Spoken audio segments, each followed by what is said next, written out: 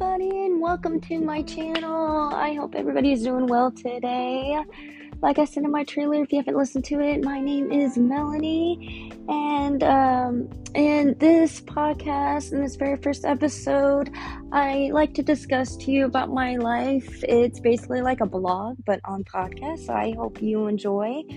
And like I said in my trailer, I also like to help uplift people in their times of need. Like if they have like depression or anything, I'm not saying I can heal them by all means, because I can't, and I have no right to do that, or no license to do that. I'm not even a therapist, but basically I just want to just try to help those who need it, like who've been through the wrecker and who are going through the wreck right now, and just to let everybody know that everything's going to be okay, especially if you have a lot of trials and tribulations in life like I do. I am a stay-at-home mom of two beautiful children, one of who is autistic and the other has been fully diagnosed, yet we're still going through all that assessment stuff, and it's just been kind of a long process. One is 4 and the other is 2, and I am happily married. Excuse me, I am kind of nervous. I haven't done this yet. I am happily married to a beautiful husband, and we've been married 4 years together, 5. And I just can't ask for anyone better to be my husband, let me tell you. He's just amazing.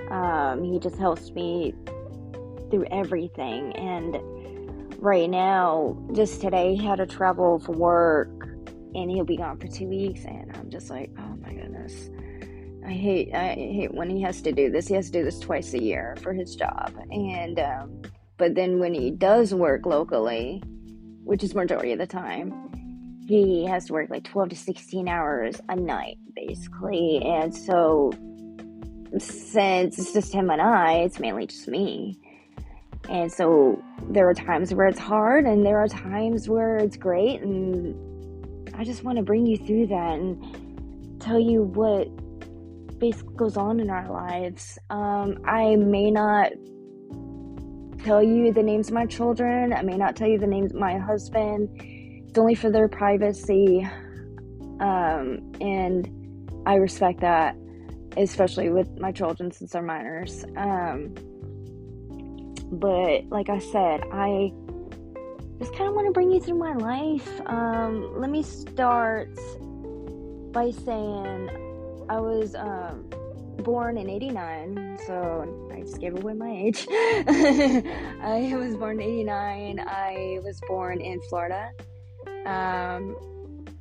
And we first moved here to Texas when I was a year and a half, 18 months, and of course I don't remember that.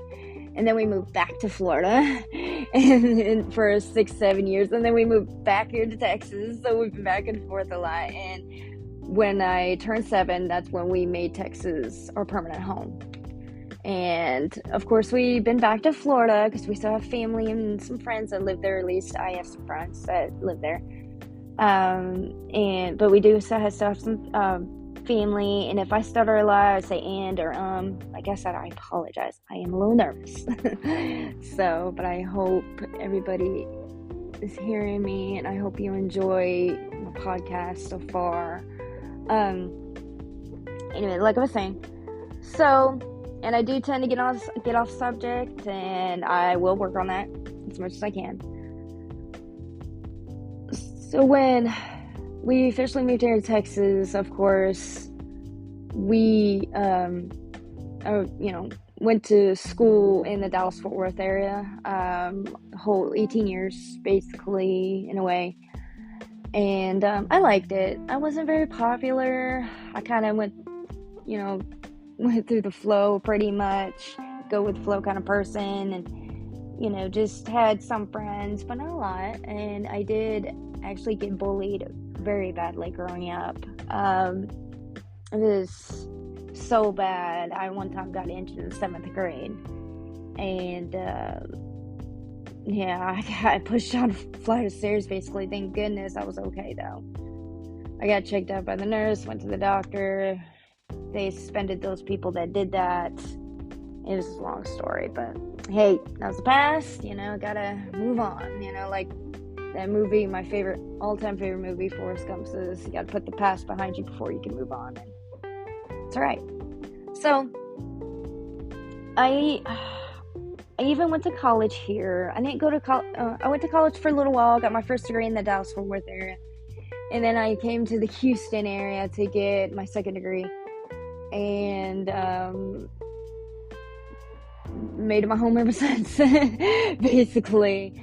My mom still lives in the Dallas-Fort Worth area. I still have some family that lives there, and then my father kind of lives in this area that we live in, and the rest of the family basically lives in Florida.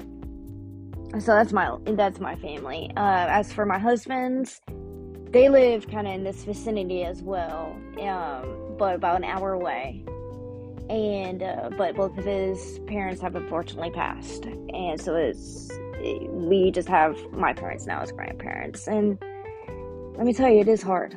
And it is hard. And for those out there who sometimes go through days where they can't stand their in-laws, I'm like, be blessed you have them. Be blessed they want to help you. Be blessed they want to be there. Be blessed that that they're physically there, emotionally there, and that they want to be involved, because not all of us have that. And you know that saying, you don't know what you got till it's gone? No, absolutely. I'm there. When it comes to in-laws. I never met my mother-in-law. Unfortunately, she passed before her son and I met, my husband and I met, and my father-in-law passed away just about 1.5 2 years ago. They were both pretty young and totally unexpected. So I don't how my husband deals with that on a daily basis. I don't know. I mean, he is strong. Seriously, I would be breaking down if that was me, and I'm sure others are too, who have lost their parents.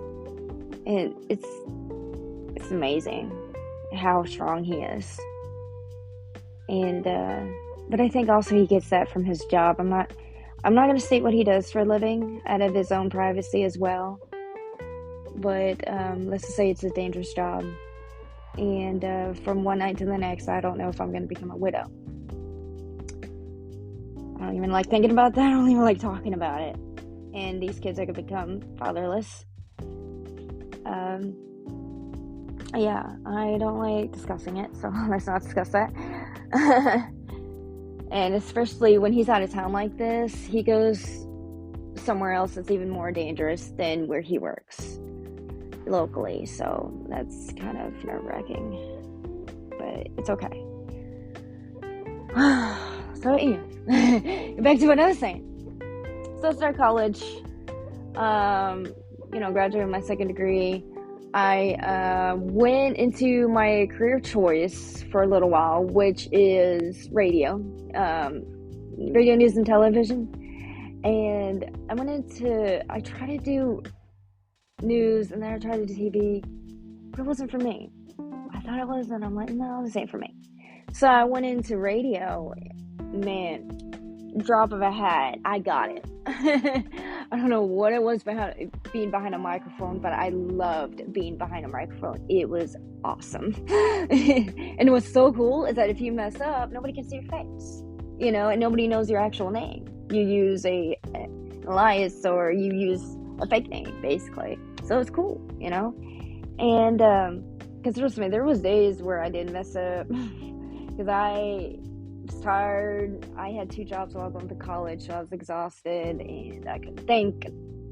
Anyways, so I did that for a while. So if you recognize my voice, yes, I was on a little local radio station in the Huntsville, Texas area, which is known as Prison City because it's known for a bunch of prisons, and of course it's a college town. Yeah, so I was on a little radio station there, and I loved it. It was cool. And then I went to a radio station in Dallas-Fort Worth for a little while, and that was really cool too, let me tell you. I was behind the scenes, mostly with that one.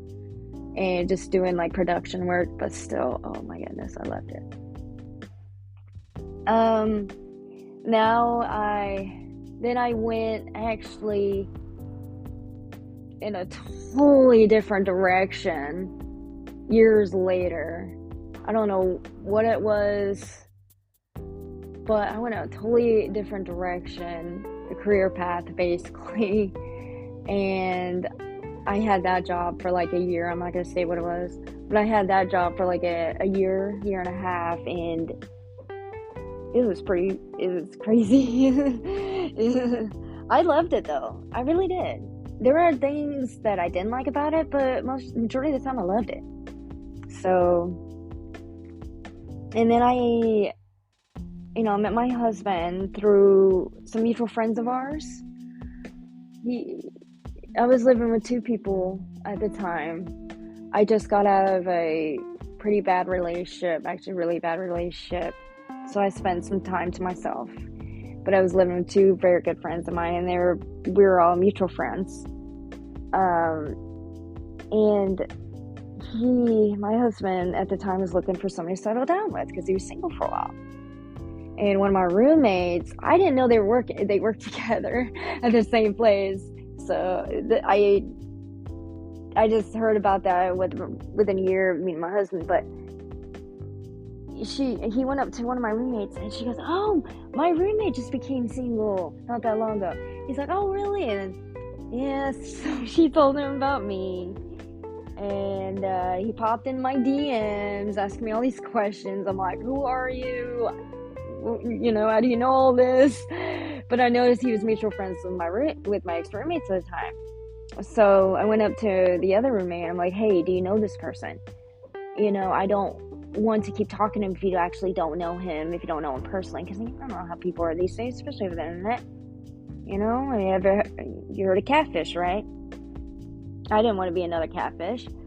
So they're like, "Oh yeah, I know him. We used to hang out, and he's pretty cool. He's kind of quiet, but he's really neat." And I said, "Okay." And so I continued talking to him. I kept him in the friend zone for quite a few months, and because, like I said, I just came out of kind of a bad relationship, so I kept him at arm distance quite a few months. And I'm like, "Hey, if you don't mind, I like to get to know you first." Because, to be honest, he kept asking me out. He did. He kept asking me out over and over and over again. And I'm like, "Maybe, I'll think about it. But I kind of really want to get to know you first." So we did. And after like a few months, we got to know each other. And after like third or fourth time asking me out, I finally said, "Okay." And we did move kind of fast, let me tell ya. Like I said, my oldest is 4 years old. So do the math. And we've been married now 4 years, but together 5.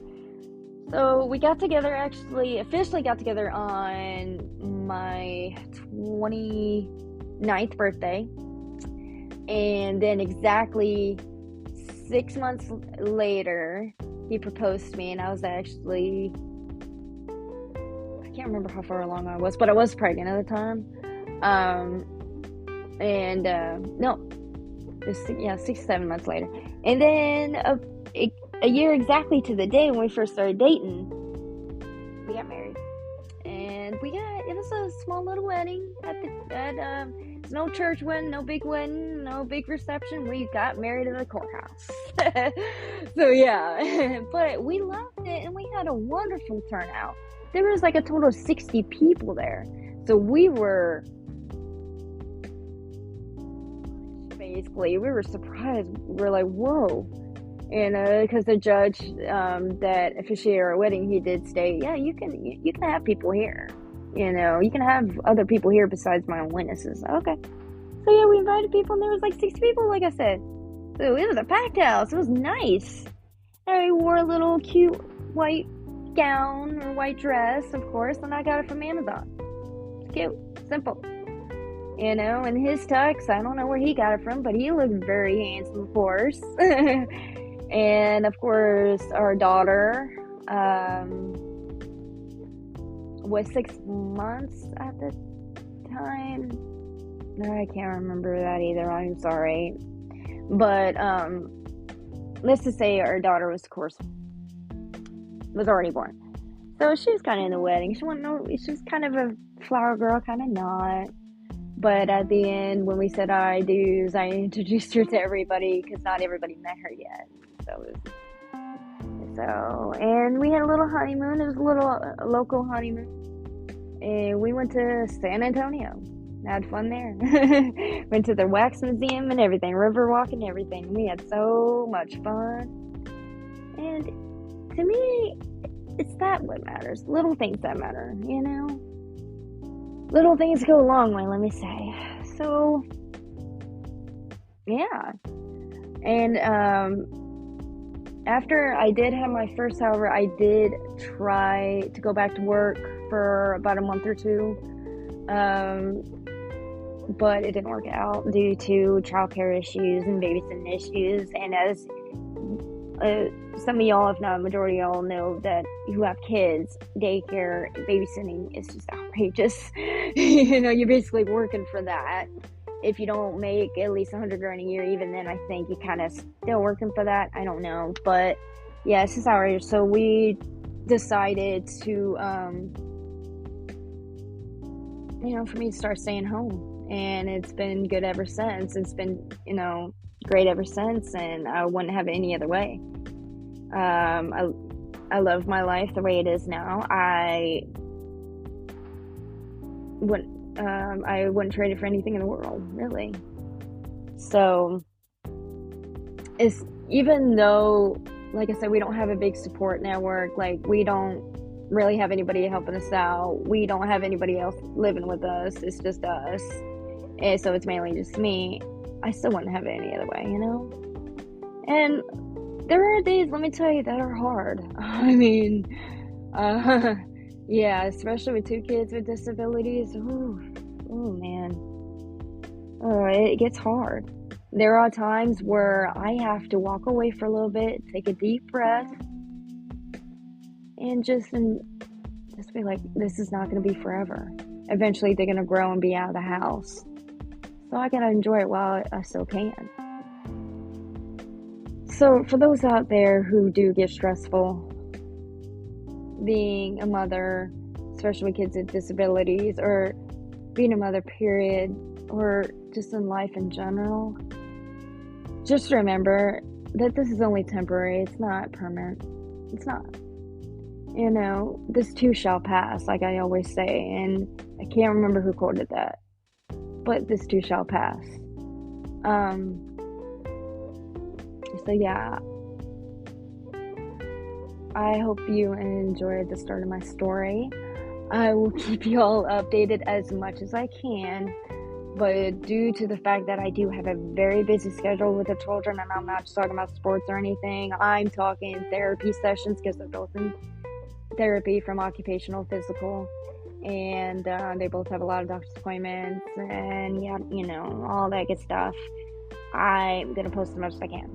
I can't promise it's gonna be every day. Can't promise it's gonna be once a week. Can't even promise it's gonna be every few days, but I can say it could be at least once a month, or I'll try at least once a month. I know that's not a lot, but like I said, I have a busy schedule, and sometimes I forget things, and I get so tired, I can't see straight. So, and I like to nap when they're napping, which is once in a blue moon, if that, not even. But I do like to sleep when they sleep, because that is the only time I can sleep. But I can tell you this too, if they are right in front of me, I may not be on here, I may not be doing a podcast episode, I may not do any of that, because they need my undivided attention, and they come first. My family comes first, and I always went by that. So,